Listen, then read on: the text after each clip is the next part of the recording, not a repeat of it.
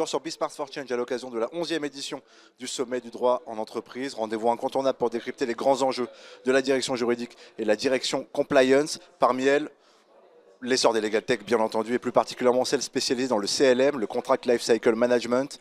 Dans un contexte où la gestion des contrats devient un enjeu stratégique, l'IA appliquée au CLM permet de gagner en visibilité, en sécurité juridique et en productivité, bien sûr, de la rédaction automatisée à l'analyse de clauses, en passant par le suivi des échéances et la conformité contractuelle. Ces solutions réinventent la manière dont les directions juridiques collaborent avec le métier.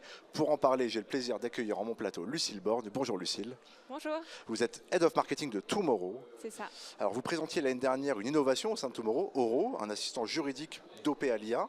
Qu'est-ce qui a changé depuis un an ? Alors beaucoup de choses ont évolué depuis un an, à commencer par le positionnement de l'IA dans notre produit.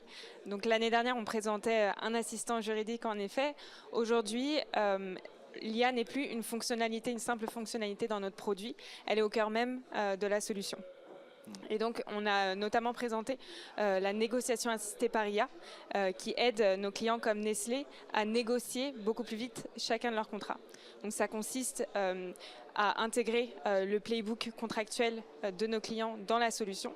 Et là, derrière l'IA, elle va aller suggérer, elle va déjà analyser les clauses qui peuvent être sensibles ou à risque. Et ensuite, basée sur le playbook contractuel, elle va pouvoir suggérer des modifications qui sont en accord avec la politique de l'entreprise.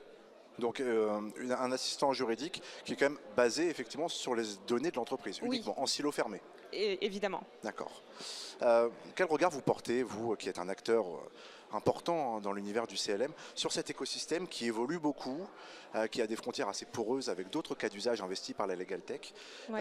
Qu'est-ce que vous pensez effectivement de la gestion des contrats en France et de l'écosystème CLM ? Oui, alors déjà si on regarde le marché, l'année dernière la FGE a fait une étude sur le taux d'équipement, donc ils estimaient que 50% environ des équipes juridiques étaient équipées.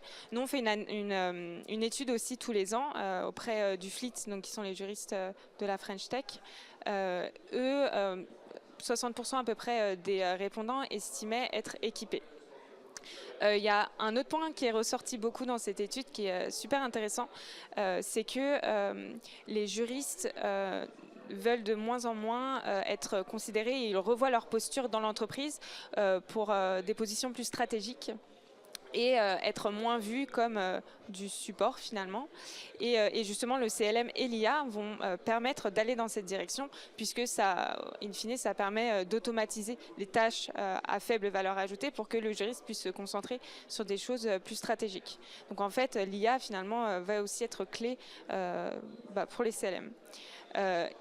Concernant nous, notre vision, on considère que le contrat, c'est pas que l'affaire des juristes, c'est l'affaire de toutes les personnes dans l'entreprise qui vont créer, négocier et suivre un contrat, donc les achats, les commerciaux, le marketing. Les RH aussi. Les RH, voilà, évidemment. Et donc, c'est essentiel que le CLM soit collaboratif. Et donc, c'est pour ça que nous, notre vision première, c'est de créer une solution qui puisse faciliter cette collaboration, qui puisse être facile d'utilisation par toutes les équipes de l'entreprise. Et évidemment, l'IA ici va permettre d'automatiser le plus de choses pour pouvoir libérer du temps, pour pouvoir surtout autonomiser les équipes achats, les équipes commerciales pour pas qu'elles sollicitent sans arrêt le juriste et du coup libérer aussi du temps côté juridique et évidemment apporter une meilleure maîtrise du risque en consolidant et en harmonisant les processus.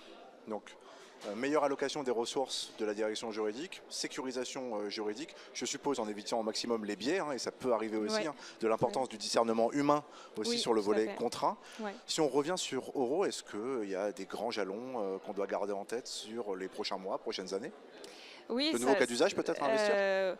Oui, alors nous, l'idée, c'est vraiment d'intégrer l'IA à toutes les étapes clés. Je pense qu'aujourd'hui, ce qui est la base, c'est d'aller automatiser les tâches répétitives.